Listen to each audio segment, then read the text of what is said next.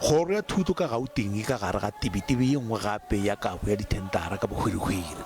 Bagobepotlana ba re ke dikhamphane tše mmalwa fela tšeo di abelwago dithendara. As small business owners, whenever you get a purchase order, you have to pay a kickback of 10% total of that purchase order.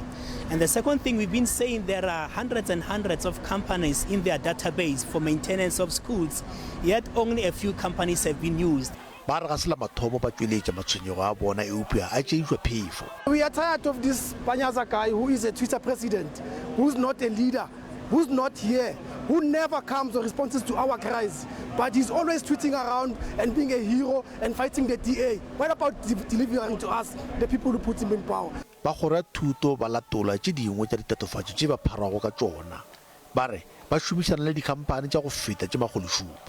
We don't understand the allegation that there's only 4 companies that are benefiting. Where does that come from?